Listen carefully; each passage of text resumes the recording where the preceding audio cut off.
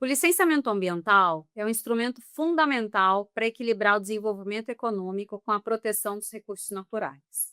A nova lei geral busca modernizar esse processo, trazendo agilidade e segurança jurídica, para garantir que o crescimento do país ocorra de forma sustentável e transparente.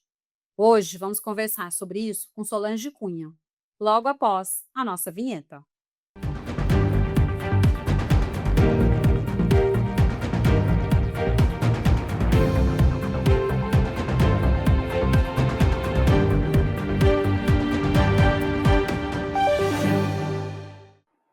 No programa de hoje, vamos conversar com a advogada especializada em direito ambiental e políticas públicas, Solange Cunha, sobre os impactos e as principais mudanças trazidas pela nova Lei Geral do Licenciamento Ambiental. Olá, Solange, seja muito bem-vinda. Obrigada, Renata. Obrigada pelo convite. Solange, antes da gente começar, eu queria que você falasse um pouquinho sobre a sua formação e sua atuação profissional. Certo. Bom, Renata, eu sou sua colega da UBA, primeiramente, então estamos juntas aqui na nossa advocacia ambiental. Eu me formei pela Universidade Federal Fluminense, em seguida eu fiz uma pós-graduação, uma especialização em Direito Ambiental pela PUC, segui o meu mestrado na Unirio em Políticas Públicas e Sustentabilidade, e a gente não para de estudar nunca, né? Então, tenho vários outros cursos ali de clima, de mercado de carbono ao longo dos anos, mas trabalho em direito ambiental há mais de 16 anos e sempre trabalhando com consultivo, contencioso e mais recentemente em Pro Silveira Advogados como sócia da área de direito ambiental e mudanças climáticas. Perfeito. Solange, a gente nunca para mesmo, né? Acho que até pela diversidade de temas que a gente acaba enfrentando no dia a dia, não dá muito para ficar sem estudar, né?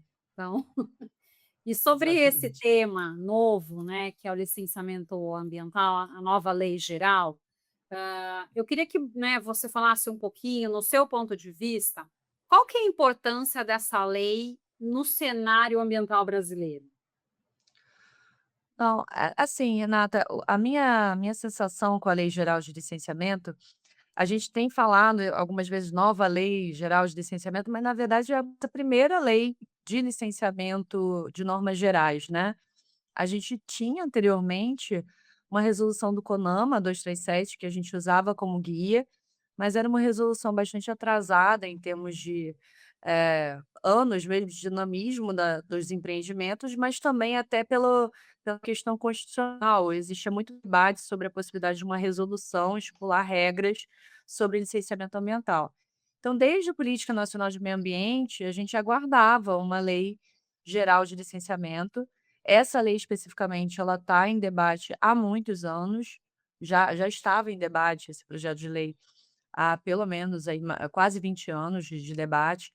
Então, ela foi muito bem recepcionada por todos da área. Claro que, como toda lei que fala sobre meio ambiente, ela sofreu algumas críticas, o que é natural que sofra, porque, toda lei precisa de aprimoramentos, mas foi a lei possível, foi a lei que conseguimos e que aguardávamos há muito tempo.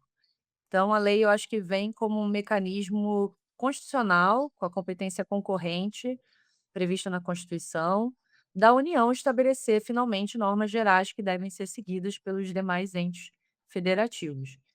Então, de alguma forma, veio para trazer balizas para esse licenciamento que, como sabemos, ele é feito em âmbito municipal, estadual e federal. Agora a gente tem mecanismos, de aplicação geral para todos os entes. Vão precisar se adaptar a essa nova lei. Perfeito. E acho que o que você falou é exatamente isso, né, a gente fala de nova lei, até como uma novidade, né, e a É. novidade, na verdade, é porque sai do âmbito ali de uma resolução, a gente passa a ter de fato uma lei federal, porque toda a legislação ficava muito difusa, né, muitos nos estados. E isso acabava gerando, às vezes, até entendimentos diferentes por órgãos estaduais, né. Procedimento era procedimento, cada um tinha o seu procedimento específico, e quer queira, quer não, a resolução era uma resolução de 97, né, então também, alguns anos, né, a gente teve muitas mudanças ao longo desses anos. E eu queria escutar de você também, né, quais foram as mudanças mais profundas que esse texto, recentemente aprovado, ele trouxe então para o processo de licenciamento em âmbito federal, ou para o processo de licenciamento como um todo? Olha, Renata, eu tenho conversado bastante até com os nossos colegas da UBA, e o que a gente tem falado é que, na verdade, a lei, ela não é que ela seja tão inovadora a ponto de trazer muitas novidades. Porque, por exemplo, a licença por adesão em compromisso, ela já existia no nosso dia a dia. Uma licença corretiva, ela já existia no nosso dia a dia, a depender do estado que a gente estiver falando, né? Mas, de alguma forma, ela foi normatizada e uniformizada. Então, o que eu acho bacana de mudança, na verdade, foi uniformizar procedimentos que já existiam em âmbito estadual. Então, a licença por adesão em compromisso, a licença corretiva e até a licença ambiental especial, que foi realmente uma novidade, esse procedimento especial, né, que vai ser mais célere. De alguma forma, né, Renata, assim, no nosso dia a dia, a gente sabe que tem alguns empreendimentos estratégicos para o governo que tem um procedimento mais acelerado, né, normalmente. E a gente acompanha licenciamento do IBAMA, às vezes o nosso processo está lá aguardando um parecer há séculos e vem um outro empreendimento com uma iniciativa do governo e é muito mais acelerado. Então isso já acontecia. O que a Lei Geral de Licenciamento trouxe foi talvez uma maior transparência, por exemplo, para licença ambiental especial. Mas o que eu acho que de novidade que a gente teve realmente, assim, além de ter essa uniformização e trazer para o diploma de normas gerais esses procedimentos que já existiam em âmbito estadual, foi trazer algumas balizas. Então, de alguma forma, a licença de adesão e compromisso, a gente vai falar um pouquinho mais, hoje, mas ela tem algumas balizas nessas normas gerais que em alguns estados não havia, então isso foi bom. E o outro ponto é que também teve mudanças sensíveis ali na parte de lei de crimes também, né, a gente teve uma possibilidade ali de suspensão da punibilidade para um crime específico ali, a depender se você fizer uma correção do seu licenciamento. Então aquele crime de operar sem licença, se você tiver ali um intuito voluntário de obter uma licença corretiva, você em determinadas circunstâncias, você conseguiria afastar essa punibilidade. Então isso foi uma novidade interessante. Outra novidade também foi uma certa alteração ali na lei de Mata Atlântica, que também foi bastante polêmica, teve muita discussão. E aí eu estou falando de mudanças, não estou nem falando que é positivo ou negativo, eu acho que é só, assim, mudanças que a lei trouxe Uhum, mesmo. E, enfim, sempre com o intuito, nos pareceu, com o intuito de desburocratizar e de trazer prazos estipulados para análise dos órgãos, uma informatização também do licenciamento ambiental. Então, tudo isso eu vejo como mudanças que trazem modernidade, trazem dinamismo e, de alguma forma, atualizam, em normas gerais, situações que já ocorriam em outros estados. uhum. E já que você está falando, né, na questão da desburocratização, acho que um dos pontos também que a lei pretende é agilizar os processos sem comprometer o rigor da fiscalização, né. Como que a lei pretende fazer isso na prática? Olha, primeiro, existe uma divisão de como vão se dar os procedimentos de licenciamento ambiental. Então, tem aquele ordinário que a gente já conhece, que é LP, LI, LO, tá ok, mas a gente tem procedimentos simplificados. Então, a gente tem, por exemplo, a licença ambiental única. Então, a gente pula etapa, isso traz celeridade. A gente tem a própria licença de adesão e compromisso, que também ela de alguma forma pula as etapas ali de análises mais aprofundadas do órgão ambiental, por ser um mecanismo de autodeclaração. E a gente também tem prazos estipulados ali para análise dos estudos, que isso era também um ponto de bastante delicadeza que a gente enfrentava, né. Muitas vezes a gente apresentava um EIA, que é um estudo super complexo, e a gente ficava sem saber quando a gente teria um retorno do órgão ambiental. Então agora a gente tem uma determinação de prazos. Então a gente tem, prazos para análise desses estudos, e o processo de licenciamento vai precisar ser respeitado. Então, por exemplo, se for um empreendimento de significativo impacto, que é sujeito à EIA-RIMA, o órgão ambiental ele vai ter ali o prazo para analisar esse em meses ali estipulados, para fazer um parecer da análise da emissão da licença. Para a EIA-RIMA são 10 meses, né, então assim, para a emissão da LP. Então a gente tem de alguma forma uma maior celeridade com esses prazos. A gente também tem nessa mesma toada de celeridade, a gente também tem um mecanismo das autoridades envolvidas, né, que a gente chamava de órgãos intervenientes, que também vão ter prazos para se manifestar. E se não se manifestarem nos prazos, o processo vai seguir seu curso. Então, de alguma forma, isso traz celeridade. Agora, faço aqui uma observação, Renata, que essa celeridade vai depender do tipo do empreendimento. Então, se for um procedimento de complexidade alta, esse tempo vai ser maior. Ou o mecanismo vai ser a modalidade de procedimento ordinário. Mas, se a gente tiver um empreendimento de pequeno porte, de baixo impacto, de baixo potencial poluidor, a gente vai ter mecanismos, sim, de acelerar esse processo de licenciamento, seja para uma licença ambiental única, seja para uma licença de adesão e compromisso. A depender da complexidade, a gente vai conseguir acelerar, o que foi bom, porque de alguma forma a gente tem agora uma relação entre complexidade e maior tempo.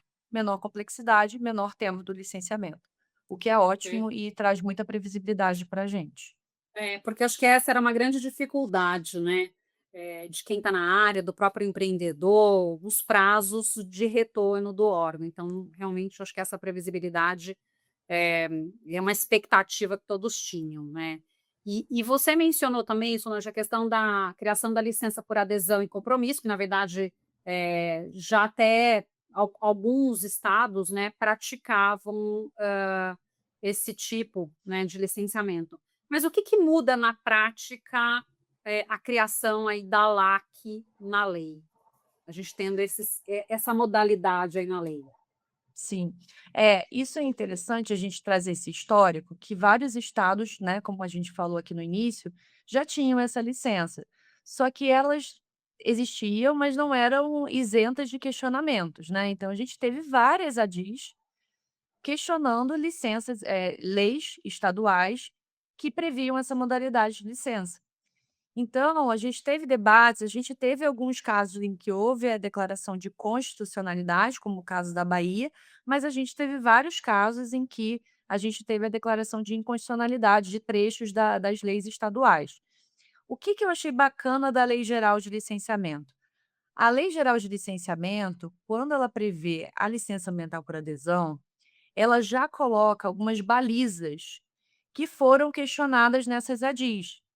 Então, de alguma forma, essa licença ambiental de adesão e compromisso, ela nada mais é do que realmente uma autodeclaração, mas o empreendedor ele vai apresentar um relatório de caracterização do empreendimento perante o órgão, ele vai fazer um memorial daquela área, e essa licença vai ter já um mecanismo ali que é conforme a tipologia, o órgão ambiental já vai gerar automaticamente as condicionantes para aquela LAC. Então, não é que seja uma licença que não tenha condicionante de validade, ela terá condicionantes que vão ser previamente estipuladas pelo órgão.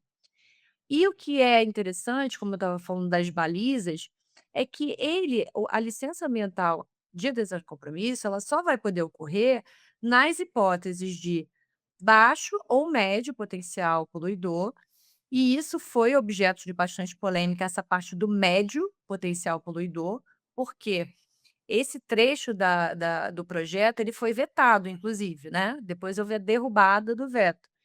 E nas razões do veto do presidente, ele fala justamente isso: "Olha, de baixo impacto não há discussão de que haveria a possibilidade da licença por adesão em compromisso, mas de médio impacto, isso já é uma situação que pode trazer algum malefício para o meio ambiente".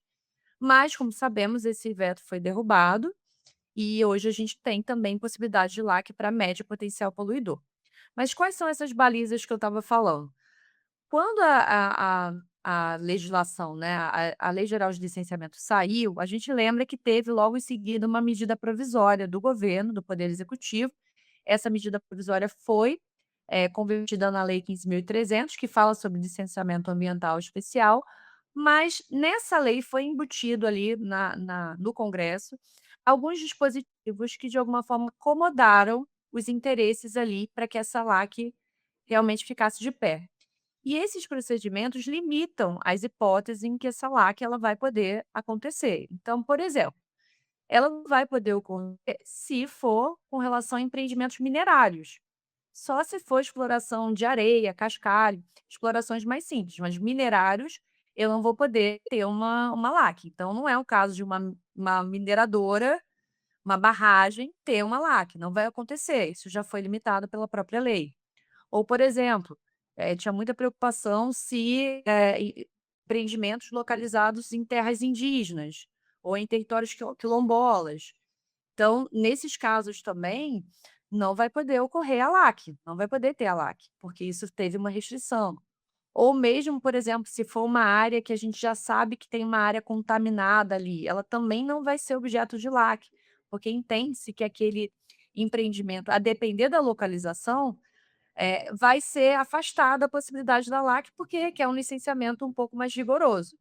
Então, de alguma forma, a própria legislação, com as mudanças que foram feitas pela 15.300, a Lei Geral de Licenciamento, ela, na verdade, cria balizas para essa licença de adesão, e compromisso. O que também foi objeto de bastante polêmica, eu acho que vale aqui mencionar, foi a questão de que, uma vez emitida a LAC para as hipóteses em que são elegíveis essas atividades, a vistoria, o monitoramento vai ser feito por amostragem.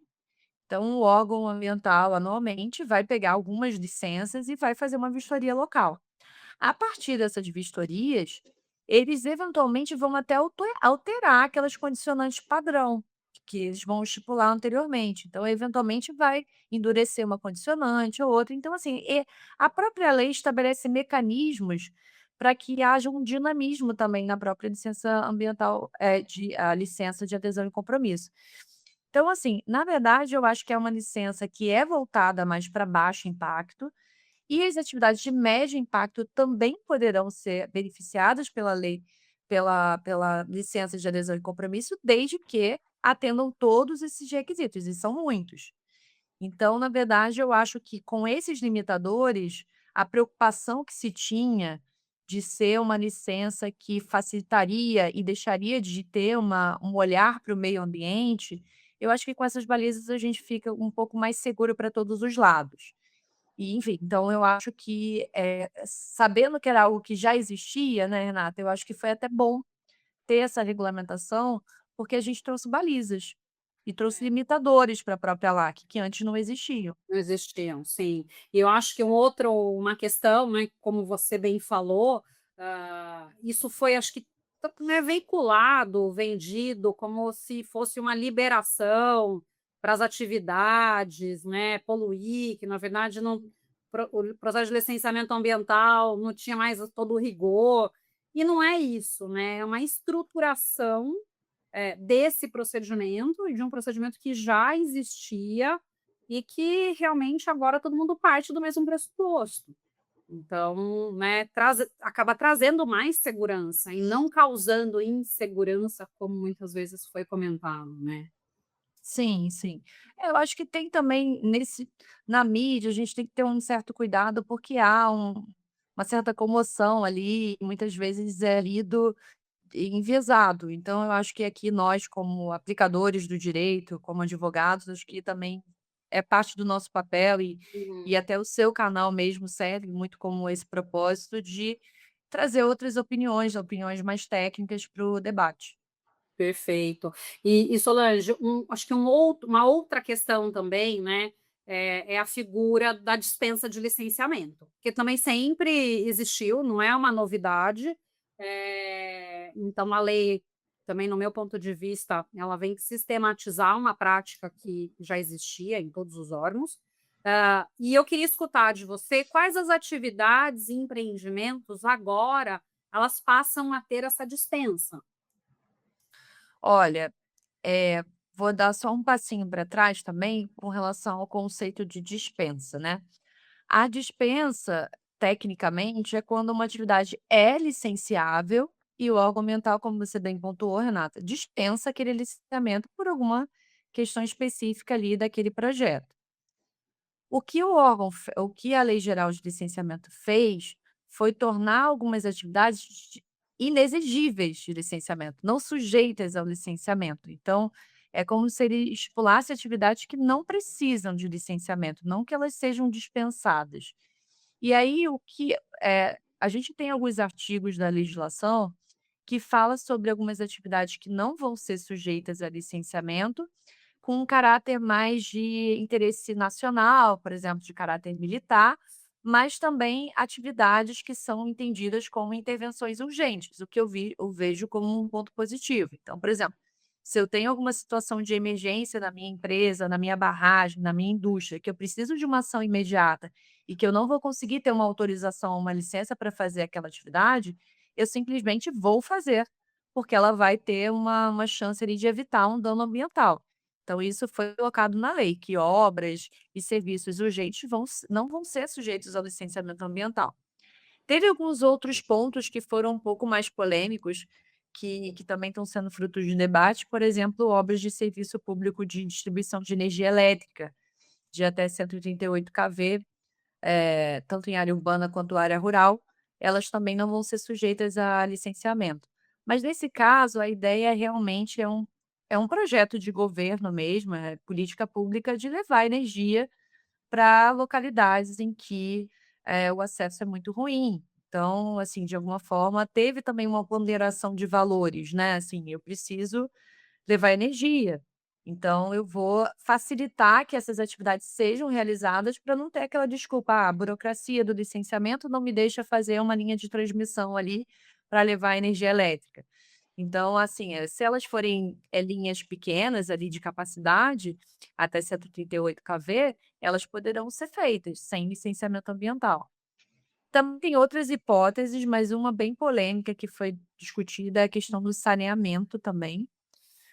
Porque fala-se que vai ter realmente um procedimento simplificado e que aí nesse caso sim, aí vai ser dispensado o licenciamento ambiental até o atingimento das metas de universalização previstas na lei do saneamento básico. Porque nesse caso entende-se que a atividade sim seria sujeita a licenciamento ambiental, mas a importância relacionada a levar saneamento básico a todos, ela foi colocada como um valor maior. E aí, portanto, nesse caso, para ter um pouco mais de celeridade, aí sim, nesse caso, foi dispensar. A gente também teve outras hipóteses previstas que também não vão ser sujeitas a licenciamento. Essas aí são muito mais relacionadas a um interesse ali, uma movimentação política que teve no Congresso, que foi de interesses ali de alguns setores da economia que são importantes para o Brasil, para o desenvolvimento, para trazer um pouco mais de facilidade e destravar alguns empreendimentos. Então, por exemplo, é o caso de pecuária extensiva e semi-intensiva.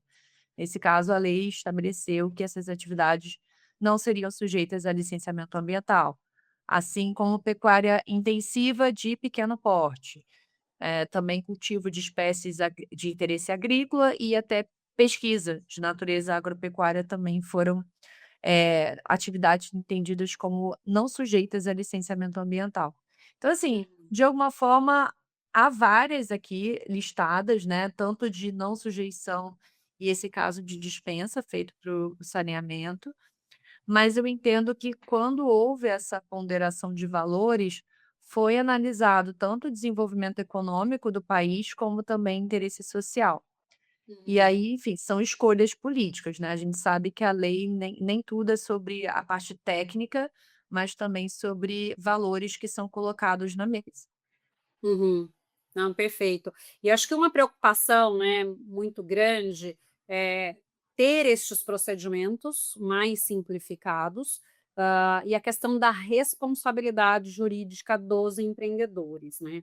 Como que fica, então, no caso de um empreendimento que tenha a dispensa ou que tenha inexigibilidade, ou que é a LAC, né, a autodeclaração, como que impacta a responsabilidade jurídica dos empreendedores? Porque no caso da universalização da questão de saneamento, que é uma coisa super importante, você não precisaria mais do processo de licenciamento, mas isso não quer dizer que a atividade não possa estar lançando efluentes em desacordo com os parâmetros da legislação, né? E aí, como é que fica numa situação dessa? Perfeito. Assim, Renata, as nossas regras da responsabilidade administrativa, penal e cível relacionada às questões ambientais, elas seguem firmes e fortes. Então, apesar de uma atividade eventualmente ser dispensada ou não sujeita ao licenciamento, se ela for obrigada até por uma resolução do CONAMA que estabeleça parâmetros, ou mesmo por outras leis ali estaduais, ela vai ser sujeita a, eventualmente, multas, interdições, embargos na parte aqui da responsabilidade administrativa, mas eventualmente até de crime ambiental, né. E no limite, se houver um dano ambiental numa atividade que não é sujeita a licenciamento, mesmo licenciada, ela também seria sujeita à responsabilidade civil. Então, a responsabilidade continua. Nessa parte, por exemplo, da licença de adesão em compromisso, que também foi colocada de uma forma bem polêmica, assim: "Ah, então se eu vou emitir, como é que eu vou ser eventualmente penalizado se eu não cumprir as condicionantes da licença de adesão em compromisso?". Bom, primeiro tem alguns pontos, né, vai ter aquela vistoria por amostragem, então você pode sim ser responsabilizado se você estiver descumprindo. As condicionantes precisam ser cumpridas, então vai ter as obrigatoriedades ali de entrega de relatórios e outras obrigações de programas. Mas é muito importante a gente relembrar que, por exemplo, se numa autodeclaração, no meu relatório de caracterização de atividade, eu omitir alguma informação ou trazer alguma informação falsa para tentar me beneficiar de um procedimento mais simplificado, isso é uma infração administrativa que sujeita o infrator, dependendo da situação, a multas milionárias. Eventualmente, também a depender da situação, se eu mascarar uma necessidade de licença ambiental por um mecanismo de dispensa, quando eu não sou sujeito a essa dispensa, isso também pode ser crime ambiental, no caso de operar sem licença devida, né. Então, assim, tem várias infrações e crimes que poderão ser eh, aplicados e eventualmente incidirem numa situação em que houver, por exemplo, informação falsa ou enganosa. Então, a ideia é que o empreendedor siga com a sua diligência e a sua responsabilidade perante os empreendimentos e com a conformidade às normas ambientais. Então, por exemplo, se eu tenho uma atividade dispensada de licenciamento, mas eu vou precisar fazer uma supressão de vegetação, eu vou precisar da minha autorização de supressão de vegetação. Eu vou usar recursos hídricos, eu vou precisar da minha outorga.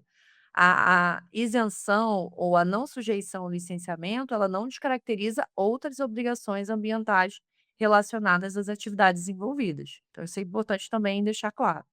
Uhum. Não, perfeito. E a gente sempre teve, né, principalmente nos grandes processos de licenciamento ambiental, a interveniência de órgãos como a FUNAI, o IFAM, né, dentre outros. Como que essa nova lei, né, a lei agora, de licenciamento ambiental, ela define o papel desses órgãos? Olha, eu acho que o principal ponto aqui é que a gente teve uma mudança também de nomenclatura, né, Renata? A gente tem agora os órgãos intervenientes são chamados agora de autoridades envolvidas. Então, a ideia é que elas estão dentro do licenciamento, mas envolvidas. Elas não são as autoridades competentes. Eu acho que isso também, essa parte da nomenclatura, ela teve um papel simbólico ali, né. Então elas participam do licenciamento, mas um ponto interessante é que elas deixam de ter, né, se isso já era bastante debatido, mas agora está expresso na norma geral, que uma opinião, por exemplo, da FUNAI não vincula a decisão da autoridade licenciadora, então isso é um ponto importante. E também, como eu tinha mencionado, agora elas vão ter prazos, né, para se manifestarem e vão poderem se manifestar e até, encaminhar um termo de referência ali, né, a autoridade licenciadora vai encaminhar esse termo de referência dos estudos para que as autoridades envolvidas avaliem, principalmente se tiver no caso de terra indígena, em território quilombola e em bens tombados, bens culturais protegidos, elas vão ser consultadas, ou até mesmo no caso de unidades de conservação também, mas elas vão ter prazo, e se elas não cumprirem esses prazos, o processo de licenciamento vai seguir. A não manifestação não vai ser entendida como um bloqueio para o licenciamento. Então, se, a autoridade envolvida se manifestar de forma intempestiva, a manifestação vai ser considerada na fase do que o processo se encontrar. Então, de alguma forma, isso muda bastante. Esse foi um ponto bastante polêmico, porque de alguma forma, para uma linha argumentativa, você estaria desprestigiando, comunidades, enfim, territórios ali sensíveis, que deveriam ter um parecer, uma opinião que fosse levada realmente de uma forma mais rígida ali no licenciamento. Então isso, a gente teve uma mudança, porque não vai ser agora de forma expressa, não vai ser vinculante. Uhum. E isso, às vezes era um problema, né, o tempo da manifestação desses órgãos. Então você tinha, às vezes, processos aí aguardando por mais de ano uma determinada manifestação, o que atrasava muito o processo, né. Então realmente, eu acho que o objetivo é trazer uma maior agilidade para o procedimento como um todo, né. E daí cabe aos órgãos se reestruturarem para atenderem a esses prazos, né, e não ficar na demora, que a gente tinha. E uma outra coisa que eu queria ver com você, Solange, né, os critérios, para a renovação automática das licenças ambientais, né. Em que caso isso é possível? Em que caso que poderia ser aplicável essa renovação automática? Olha, de novo, a gente vai sempre analisar o tamanho do empreendimento e a complexidade do empreendimento. Então, se for uma atividade de baixo ou médio potencial poluidor, de pequeno porte ou médio porte, essas atividades seriam elegíveis a essa renovação automática. Mas a renovação automática ela não vai acontecer em qualquer hipótese, né? Ela vai acontecer se o empreendimento ali na localização, primeiro, se não tiver tido nenhuma alteração da característica e do porte da atividade, né? Outro fator é que não pode ter tido nenhuma alteração também da legislação referente àquele tipo de empreendimento. E a gente precisa também que para a renovação automática, as condicionantes precisam ter sido cumpridas, os impactos ali conhecidos. Então, tem vários critérios que precisam ser avaliados para que a atividade seja elegível a uma renovação automática. Então, os estados, os municípios vão precisar se adaptar para que, isso seja feito idealmente de forma até informatizada, né, que eu possa ver: "Ah, eu sou uma atividade de baixo impacto, não teve alteração nas minhas atividades, está tudo certinho". É só renovar a licença, replicar todas as Uhum, condicionantes, eu não preciso de uma nova licença, porque eu não trouxe nenhum novo impacto.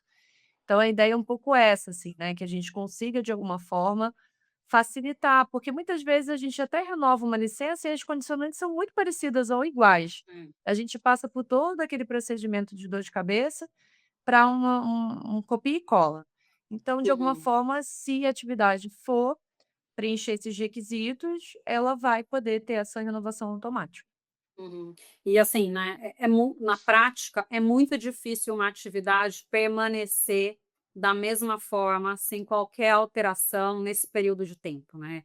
Então, às vezes a lei traz alguns dispositivos que todo mundo às vezes se inflama, que é um absurdo, mas na prática, eu não sei, né, eu particularmente não conheço nenhuma atividade que ao longo de 4 anos, 3 anos, tenha se mantido da mesma forma, né, no mesmo layout, com a mesma produção, eh, as coisas são mais Atividade dinâmicas, né. é, atividades pequenas até ficam da mesma Sim. forma, porque não tem muita variação ali, são empreendimentos bem pequenininhos.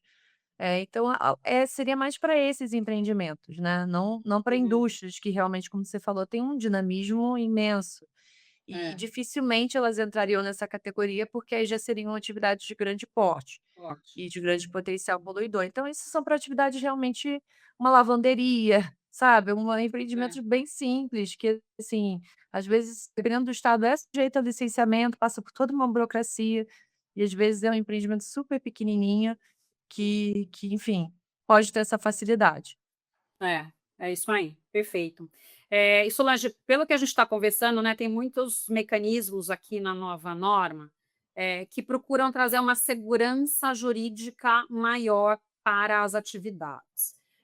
No seu ponto de vista, essa segurança jurídica que, né, a lei procura conferir, isso vai atrair novos investimentos para o país? Ou você acha que ainda não? Qual que é a sua percepção?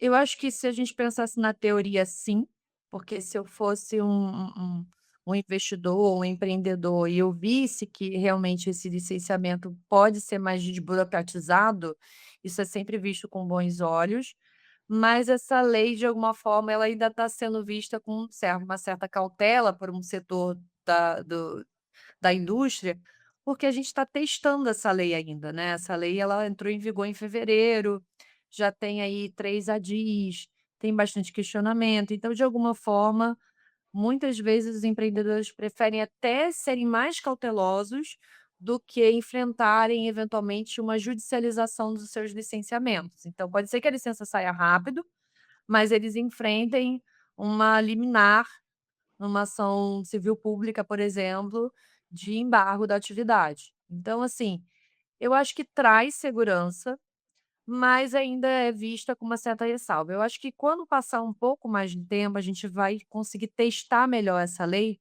a ponto da gente ver como ela vai funcionar na prática. Mas eu gosto de ver o copo meio cheio, então eu quero acreditar que sim, que vai trazer novos investimentos, que vai, trazer benefícios à sociedade, ao meio ambiente também, e o desenvolvimento da econômico do país. O que eu acho que traz muita segurança, aí sim eu consigo ver realmente com um pouco mais de praticidade, é as regras sobre condicionantes. As condicionantes agora na Lei Geral de Licenciamento, aí, em tese, o empreendedor não poderá mais ser surpreendido com uma condicionante que estipule ali quase uma política pública para ser desenvolvida pelo empreendedor. Então isso, nesse aspecto de segurança jurídica, o empreendedor ele vai ter mais certeza de que as condicionantes vão ser relacionadas aos impactos produzidos por aquela atividade. Então, desse ponto de vista, eu acho que traz muita segurança. Agora, sobre a emissão mais célere das licenças, eu acho que a gente precisa acompanhar um pouco mais para ver como isso vai ser realmente na prática. Uhum. E no seu ponto de vista, né, todas essas mudanças, elas também devem impactar estados e municípios para se adequarem internamente. Quais são os principais desafios que esses órgãos, né, tanto estaduais quanto municipais, eles devem enfrentar para atender essas novas regras? Você acha que vai ser demorado esse processo de transição? Porque a sensação que eu tenho é que, assim, se discute, mas ainda na prática eu não vi avanços em relação à lei geral aqui do licenciamento ambiental. Então, qual que é a sua percepção? Eu sei que é recente, né, é uma lei que vai impactar bastante coisa, diferente de uma outra lei, sei lá, estou disciplinando, né, uma poluição, um crime, alguma coisa assim. Essa é toda uma mudança de estrutura. Então, como que você acha que esses, né, os órgãos eh, vão demorar ou não para se adaptar? É, vamos lá. A gente tem uma competência concorrente para legislar sobre meio ambiente, constitucional. Então, a gente sabe que todos os entes podem legislar sobre meio ambiente, só que a gente tem uma concorrência entre normas, né? Então, a gente tem estipulado na Constituição que a União vai estabelecer ali normas gerais, né? A gente vai ter normas gerais que vão ser aplicadas e os demais entes vão suplementar aquela legislação no que for peculiar localmente ou regionalmente. E a Constituição é clara que na superveniência de uma lei federal, ela vai uma eventual norma estadual que seja incompatível, ela vai perder a eficácia. Então isso é uma estipulação constitucional. O que que isso significa na prática? que os estados e municípios vão precisar se adaptar às normas gerais. Eles vão precisar se adaptar às normas gerais. Isso não impede que eles suplementem as normas, estipulando condicionantes, estipulando novas balizas, a depender do caso concreto e das peculiaridades locais ou regionais. Então, o que a gente vai precisar ver é os estados e municípios adaptando as suas normas. Se eles já tinham normas, eles vão precisar ver se estão compatíveis com a norma federal e, se não tiverem normas, vão precisar se adaptar. Eu tenho visto alguns estados já se adaptando. Então, apesar de ter sido publicada em fevereiro, já teve uma movimentação, inclusive no estado de São Paulo, de normas para realmente compatibilizar a lei geral. Então eu estou vendo, devagarinho, mas já estou vendo uma movimentação de estados tanto do Sudeste quanto do Nordeste, Norte do país, Sul, se adaptando, Centro-Oeste, se adaptando às normas gerais de licenciamento. É normal que no ano eleitoral também, né, Renata, assim, algumas pautas fiquem prioritárias e outras não. Então, talvez em alguns estados demore um pouco mais, alguns estados acelerem, mas o fato é que deverá ocorrer. A competência executiva ali de conduzir o licenciamento é comum. Então, os estados, os municípios vão seguir com as suas competências para o licenciar, mas seguindo as normas gerais que foram estabelecidas pela Lei Geral de Licenciamento. Então, elas vão precisar sim se adaptar com o tempo, né? Assim, vai ter eu acho que esse ano vai ser um ano importante para os estados se adaptarem às normas, mas eu já estou vendo em poucos meses uma movimentação interessante, que até me surpreendeu positivamente, de um engajamento. Mas vamos acompanhar até porque eventualmente um estado vai trazer normas que não são compatíveis com as normas gerais, então a gente precisa acompanhar direitinho. E a gente ainda tem as ADIs da Lei Geral de Licenciamento que a gente precisa acompanhar como elas vão Sim, ser debatidas, mas eu imagino que isso vai demorar bons anos, como sim. todas as ADIs envolvendo, leis ambientais demoram muitos anos até lá, até uma Sim. conclusão. É um processo de amadurecimento, né? Pelo É, menos do meu ponto de vista. Então, realmente concordo aí com normal. você. E eu acho que uma tendência, né, ou uma novidade aí que a lei aborda é a questão das mudanças climáticas no licenciamento ambiental, né? Eu queria que você falasse um pouquinho sobre como a lei trata essa questão das mudanças climáticas. Ou como não trata também, né. Porque a Lei Geral de Licenciamento, ela não fala expressamente sobre mudanças climáticas, né.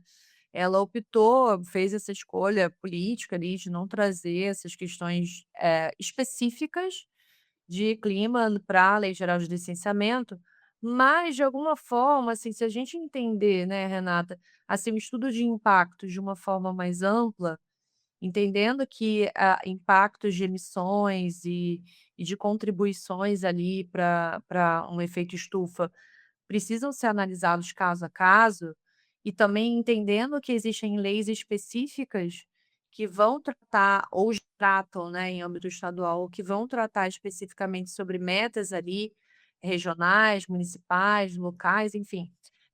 A gente entende que sim, esses pontos vão precisar ser considerados dentro do licenciamento ambiental.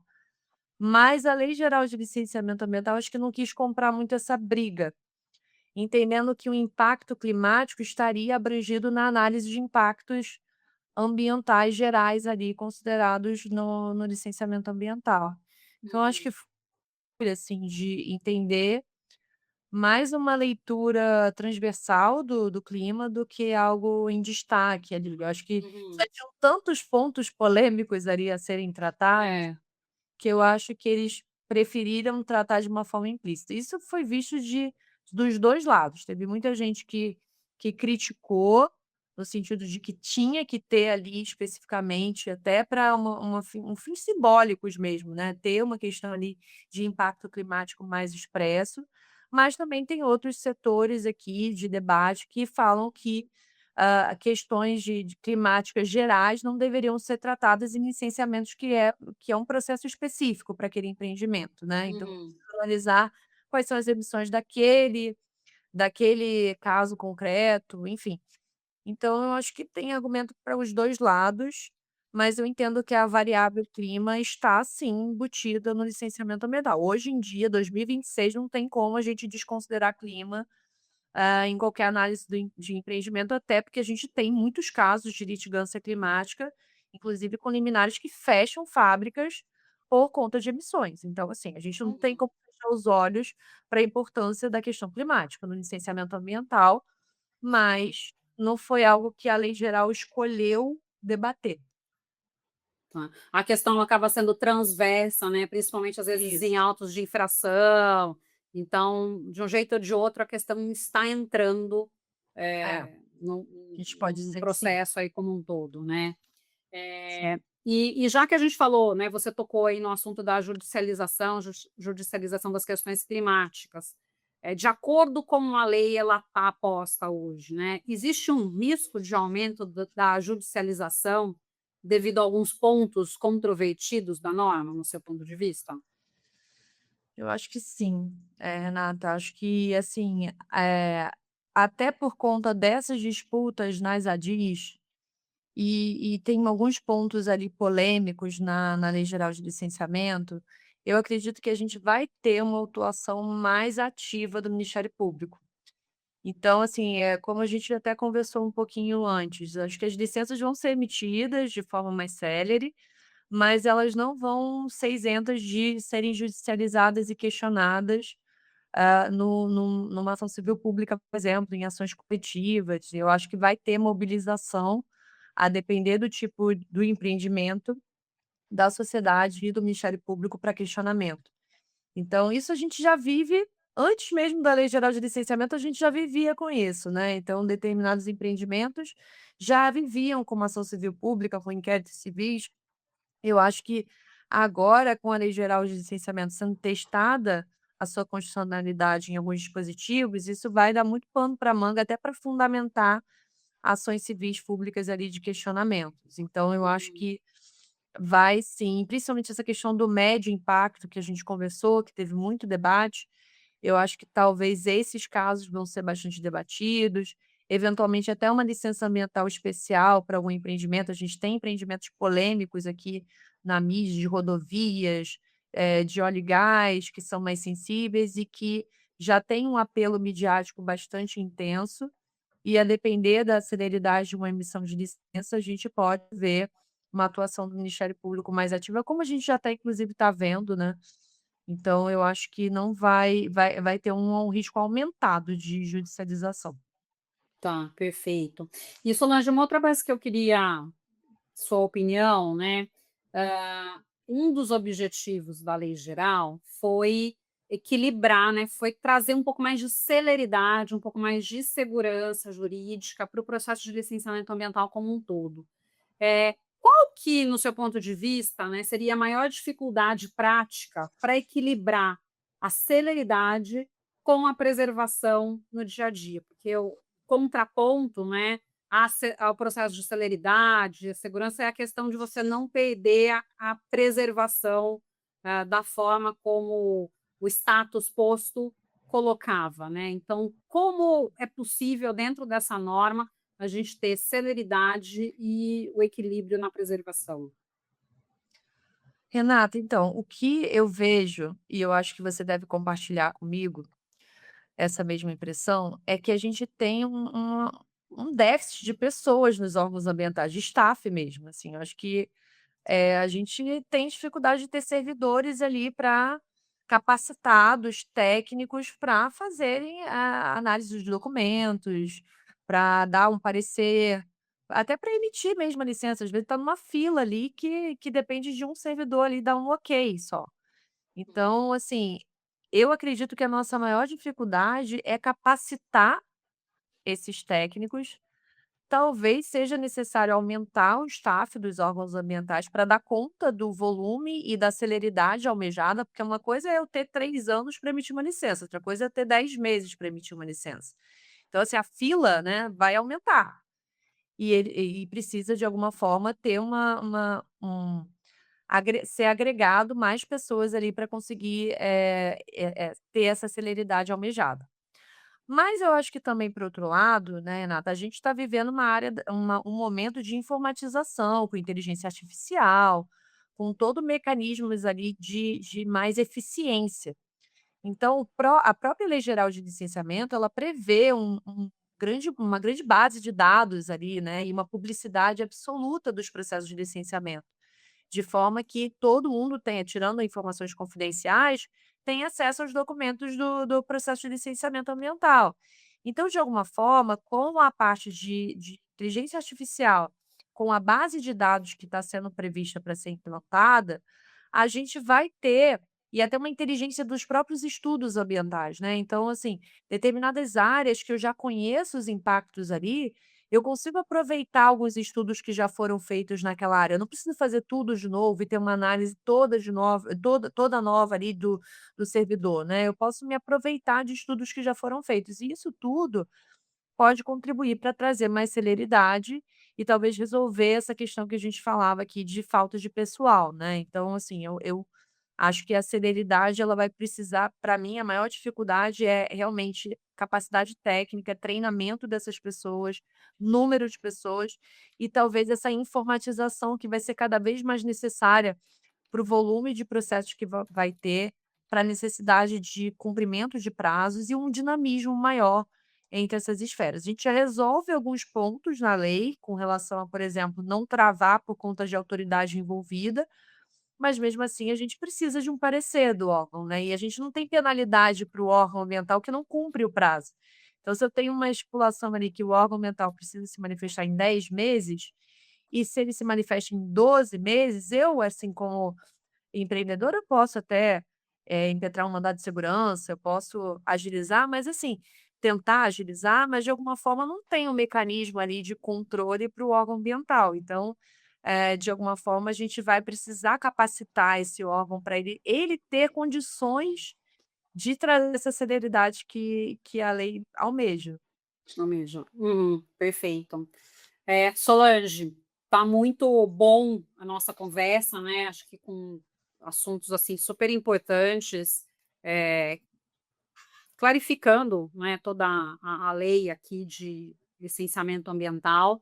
Mas para a gente finalizar esse nosso bate-papo, eu queria que você deixasse uma mensagem para a nossa audiência. Bom, acho que a gente conversou bastante aqui sobre a lei, então eu queria, na verdade, agradecer, Renato, o espaço. Eu acho que iniciativas como a sua sempre são louváveis. Acho que a gente estava conversando também nesse momento que a gente vê muita desinformação, e quando a gente tem esses espaços de debate técnico, de trocas, é sempre muito positivo. Então, eu queria agradecer e te parabenizar pela iniciativa. E também dizer que é uma lei em movimento, né, então tá todo mundo estudando a Lei Geral de Licenciamento, todos os advogados, é algo que a gente vai precisar testar no judiciário, a gente vai precisar testar na prática, então muito do que a gente conversou aqui pode ser revisto, a depender do posicionamento do STF, a de algum paradigma de caso concreto, ou até depender de novas legislações que mudem a Lei Geral de Licenciamento Ambiental, que alterem os dispositivos de lá, então é algo que eu volto à minha primeira fala, a gente está sempre estudando, né.